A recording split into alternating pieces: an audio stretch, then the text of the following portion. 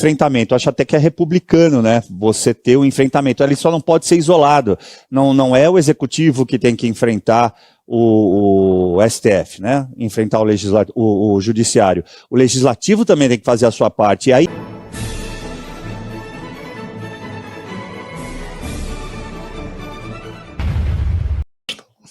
Você quer fazer uma pergunta, Vocês vão chamar Cláudio? Dani Lima.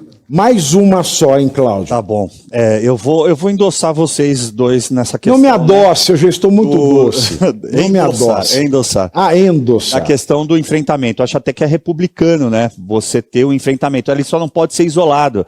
Não é o executivo que tem que enfrentar o STF, né? Enfrentar o judiciário. O legislativo também tem que fazer a sua parte. E aí, nesse ponto, Paulo, eu tenho acompanhado desde sempre isso, né? Fui o subscritor do PL da Anistia, e aí, em virtude disso tudo, criaram essas elites que você citou, trouxeram de volta um cara da obscuridade total da política, que é o Paulinho da Força, e eu soube que sequer existe um texto. E aí me parece haver essa ausência de testosterona no nosso legislativo, né?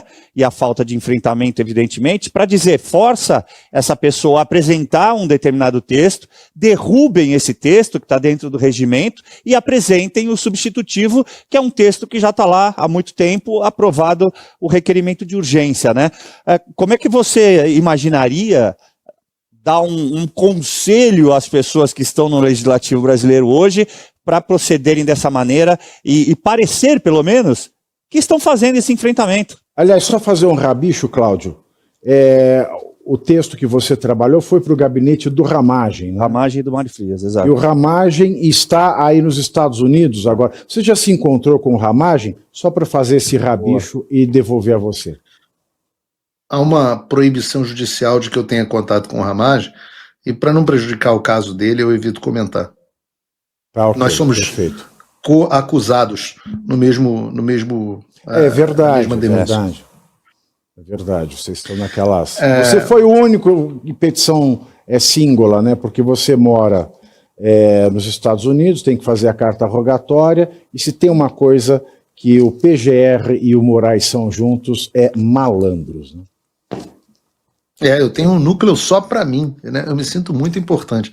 Porque o presidente Bolsonaro não tem o núcleo dele e eu tenho o meu. O núcleo 5 é só meu. Então, né, eu já entrei para a história. Você é um sol, você orbita, tudo orbita ao seu redor nessa ação. Na verdade, eu que fui o autor do plano, né? Pelo que eu entendi. Porque eu sou um gênio que conseguiu dar um golpe de Estado EAD. Um golpe de Estado à distância, que nem o general Euclides Figueiredo conseguiu essa façanha contra o Getúlio Vargas. Então eu acho até que eu sou uma espécie digitalizado da família Figueiredo, né? Mas, respondendo a tua pergunta, doutor Caivano, eu acho que o Brasil não entende a gravidade do que acontece nas reuniões com o deputado Hugo Mota e os demais membros do Congresso. Eu estou dizendo a vocês que o que hoje acontece são os deputados dizendo: nós vamos apresentar um destaque de preferência, eu não quero entediar aqui a audiência com os recursos regimentais que há para que a maioria aprove o projeto da anistia. Juro para você, Paulinho da Força fica no WhatsApp perguntando para o Alexandre de Moraes: isso aqui pode fazer? Eles estão dizendo que vão fazer isso. Olha, e agora? E aquilo? Pode fazer aquilo outro? Paulinho da Força fica no WhatsApp com o Alexandre de Moraes, nas reuniões do Congresso, perguntando o que pode ou não fazer. O relator do projeto da anistia faz isso. Esse é o estado das coisas no Brasil. E acho que ninguém duvida da qualidade das minhas fontes hoje em dia. Esse é o estado do Brasil. Veja, né? O Paulinho da Força devia ficar assim com o cirurgião plástico, porque se ele fizesse isso, não tava aquela batida de fenemê. Se o problema dele fosse só esse.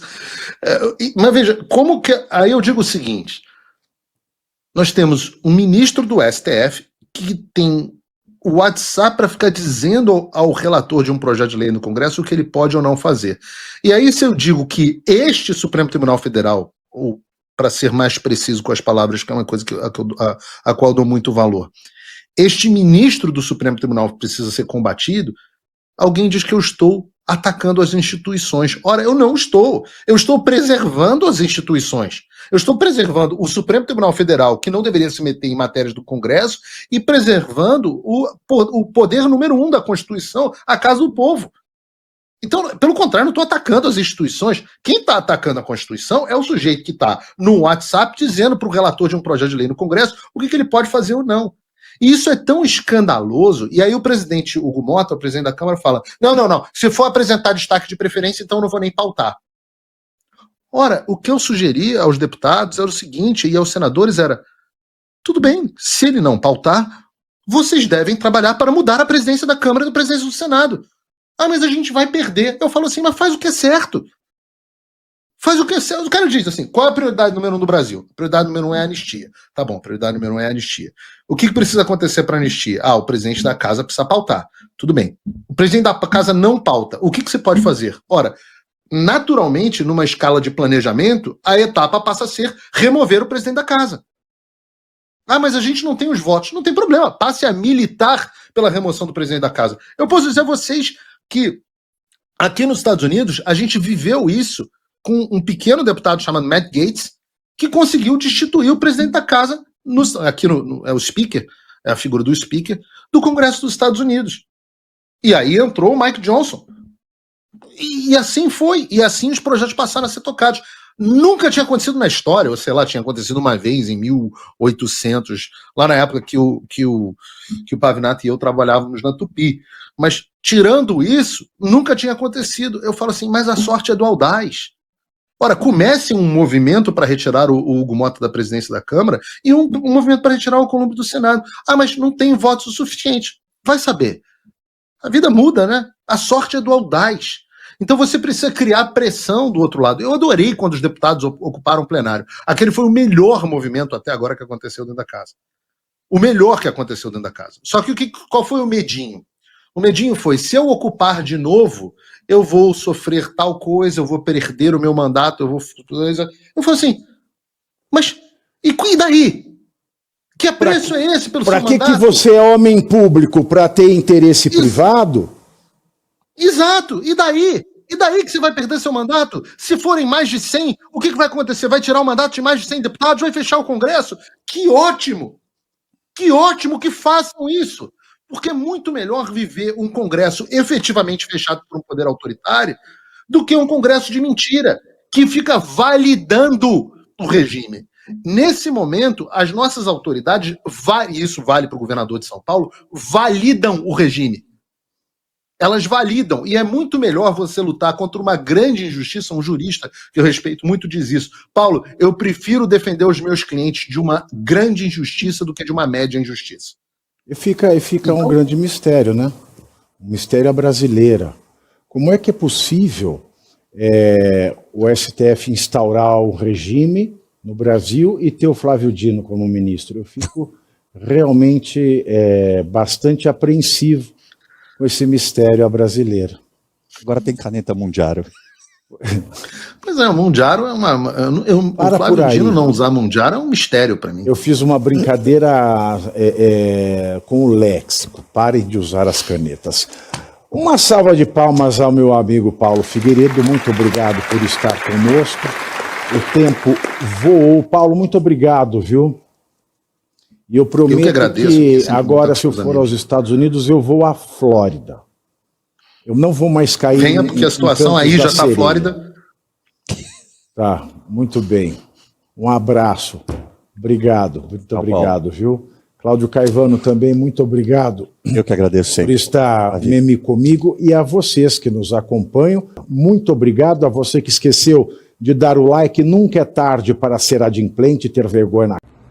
E você aí, já está preparado para ter todos os argumentos para dizer que Marx não foi um cara legal, para dizer que o comunismo não é um lugar para diversidade, para desmontar essa grande fake news histórica da esquerda, que é repetida por nossos professores de história, de geografia, de sociologia, que é repetida nas universidades, que é repetida nos livros.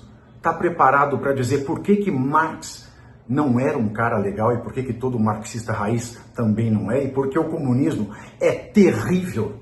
Você já leu nos anais de Marx? Pois é, aqui nesse livro você vai encontrar tudo o que você precisa saber para responder aquele sabichão que diz que Marx é um cara legal, pois não é. Leia agora, Nos Anais de Marx, a trolha do comunismo transviado para encaçapar idiotes. À venda em todas as livrarias do Brasil, pelo site ou nas lojas físicas. Não deixe de ler.